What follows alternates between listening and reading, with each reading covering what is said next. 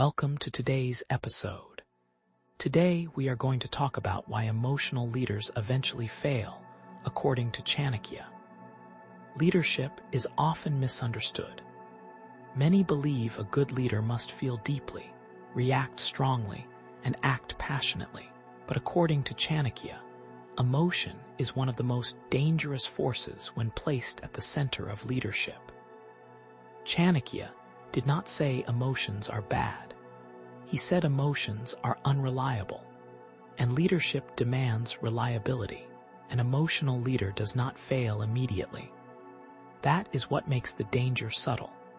At first, emotional leadership feels powerful. Decisions feel bold. Actions feel decisive. Followers feel inspired. But over time, the same emotions that create energy begin to create instability. Chanakya observed that emotions fluctuate. They rise and fall with circumstances. Leadership, however, must remain steady regardless of circumstance. When a leader's decisions are shaped by emotion, consistency disappears. Today's decision contradicts yesterday's. What was acceptable once becomes unacceptable later. This confuses followers, and confusion is the beginning of collapse. Chanakya believed that people do not need leaders who feel strongly. They need leaders who think clearly. Emotion clouds judgment. It narrows vision. An emotional leader focuses on how something feels, not on what it leads to. Short-term relief replaces long-term strategy. Chanakya warned that anger is especially dangerous in power. An angry leader may feel justified, but anger removes patience. And without patience, even intelligence becomes ineffective. Decisions made in anger often create consequences that outlast the emotion itself. Chanakya believed that a leader's responsibility is not to express emotion, but to manage it. A leader who vents emotion publicly transfers instability to the system. Calm at the top creates calm below. Another danger of emotional leadership is attachment. Emotional leaders become attached to outcomes, to praise, to loyalty, and to being liked. This attachment weakens objectivity. When attachment enters leadership, truth becomes negotiable. Chanakya warned that leaders who crave approval lose authority. They begin to avoid difficult decisions. They choose popularity over correctness. And popularity is temporary. Consequences are permanent. Chanakya also observed that emotional leaders personalize everything. Criticism feels like attack. Disagreement feels like betrayal. As a result, they surround themselves with agreement, not truth. This creates blindness, and blindness in leadership is fatal. Chanakya believed that true leadership requires emotional distance. Not coldness, distance. Distance allows clarity. A leader must be close enough to understand people, but far enough to judge correctly. Emotional leaders collapse this distance.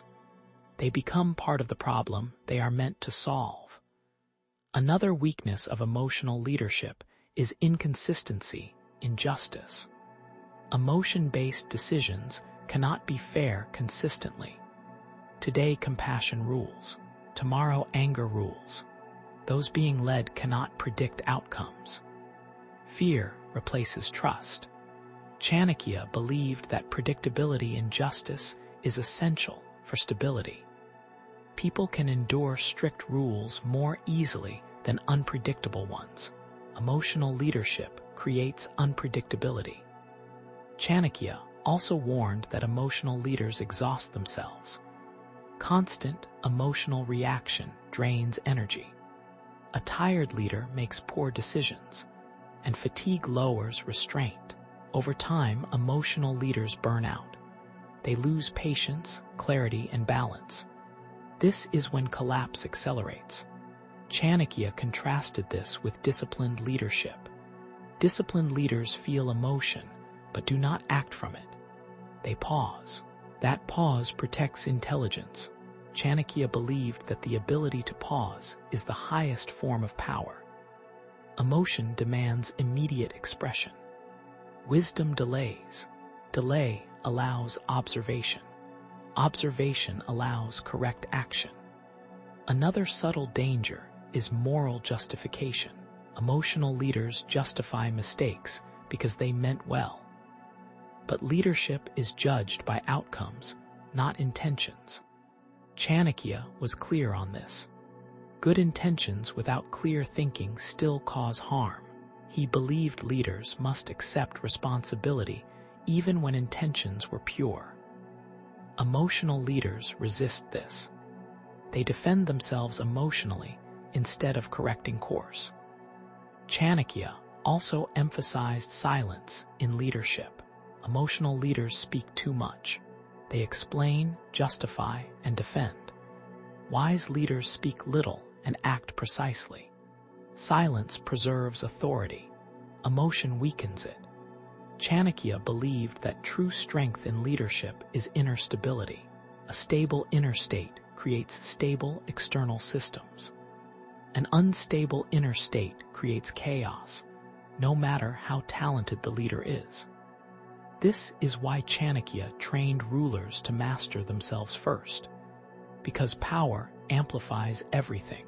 Emotion under power becomes destruction. Control under power becomes order. Chanakya never advised leaders to suppress emotion. He advised them to subordinate emotion to intelligence. Emotion may inform, but it must never decide. Decision belongs to clarity. Ultimately, Chanakya taught that emotional leadership feels human, but it does not last. Wise leadership feels restrained, but it endures. The leader who controls emotion controls direction. The leader who is controlled by emotion is controlled by circumstance. And leadership that depends on circumstance eventually fails. This is the wisdom of Chanakya Neeti.